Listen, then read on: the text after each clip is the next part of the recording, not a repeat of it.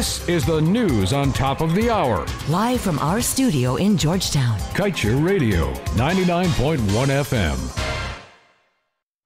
Good evening. Welcome to this evening's newscast on Kaieteur Radio. Kevin Smith here. And I'm Kaieteur. This is the news on top of the hour. Live from our studio in Georgetown. Kaieteur Radio, 99.1 FM. $609 million in the 2021 national budget.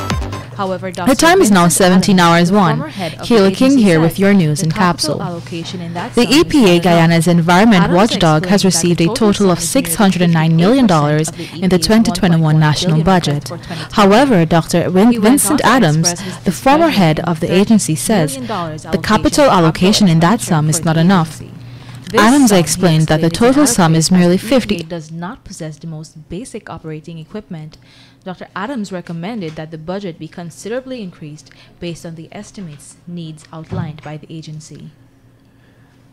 Today, Kaieteur Radio and the Kaieteur News continue with part 2 of its initiative, which seeks to provide the public with a simplified understanding of the draft local content policy that is currently undergoing a month-long consultation process led by the government. Important is the aim of ensuring the policy seeks to ensure value extends beyond the oil sector. In this regard, one needs to examine as a whole the forward, lateral, and backward linkages that are possible. According to the draft document, backward linkages are those created by the commercial relations between oil operators and their supply chains, which include the transfer of technology and know-how, employment of nationals, and sourcing local goods and services. And now let's tell you, Commissioner of the Ethnic Relations Commission, Roshan Khan, has recently come to the fore to express his displeasure with its current state, saying that it is dysfunctional and wasteful. Khan stated that recent events occurring within the ERC contradict its mission and purpose to serve and unite the Guyanese people. Budget estimates indicate that the ERC would have received over $900 million in budgetary allocations over the last 7 years, leaving questions as to how much of that sum was put to use in the interest of the Guyanese people. Of that $900 million in budgetary allocations, approximately $130 million was the yearly average. And moving on, it took police nearly 3 months to successfully recapture the alleged mastermind in the murder of Lagrange businesswoman Bibi Ramjit. But Janki Tapsi was recaptured on Wednesday in Suriname by the Surinamese lawmen. She was subsequently handed over for a second time to the Ghana police force, who took her into custody as investigations continue. Even as the manhunt was on to recapture her, we had received reports that Tapsi was seen active on Facebook. In other news, the prosecution is expected to conduct 2 separate preliminary inquiries into the gruesome killing of the Henry boys. On Tuesday last, the 3 accused of murder made another court appearance in the Blairmont Magistrates Court, Berbice, before Magistrate Peter Hugh. The men charged are 20-year-old Akash Singh, his stepbrother, 30-year-old Vinod Gopal, and 34-year-old Anil Sanchara. Attorney-at-law Dexter Todd has since gone on record as the legal representation for Gopal and Sanchara. Singh is still without legal representation. In other news, the oil and gas sector can be considered a double-edged sword. On one side, the sector can bring enormous wealth to a country and can sustain the economy for generations to come. On the other side, however, some unfavorable consequences, like corruption, a form of dishonesty that the oil sector is most notorious for.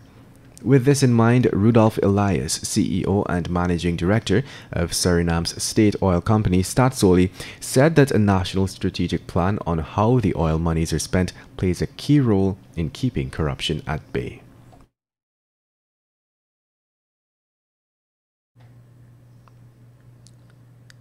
Washington says throughout much of its history, the United States has imported more petroleum, which includes crude oil, refined petroleum products, and other liquids, than it has exported. The status changed in 2020. The U.S. Energy Information Administration's February 2021 short-term energy outlook estimates that 2020 marked the first year that the United States exported more petroleum than it imported on an annual basis. However, largely because of declines in domestic crude oil production and corresponding increases in crude oil imports, EIA expects the United States to return to being a net petroleum importer on an annual basis in both 2021 and 2022. EIA expects that increasing crude oil imports will drive the growth in net petroleum imports in 2021 and 2022, and more than offset changes in refined product net trade. EIA forecasts that net imports of crude oil will increase from its 2020 average of 2.7 million barrels per day to 3.7 million barrels per day in 2021 and 4.4 million barrels per day in 2022. And that just about brings us to the end of this evening's newscast. But before we go, let's head over to the page 7 of today's Kaieteur news dedicated to being blunt. Vice President Dr. Bharat Jagdeo is a brilliant man. There is no secret about that. That is why it is so difficult to fathom that he would allow ExxonMobil to feed him lies so it can produce oil at a breakneck pace.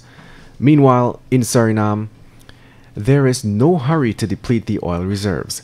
Suriname knows that there is time, and it is using that time to develop its capacity to monitor before the oil companies pump out all the crude. Can we please learn from them, for the love of God? And that brings us to the end of this evening's newscast. I am Kevin Smith. And I am Kayla King. Thank you for listening.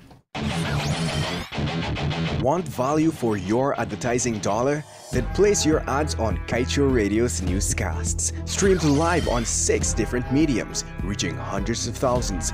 Advertise today and watch your dollar grow. Call us on 225-8465 or 226-8210 today.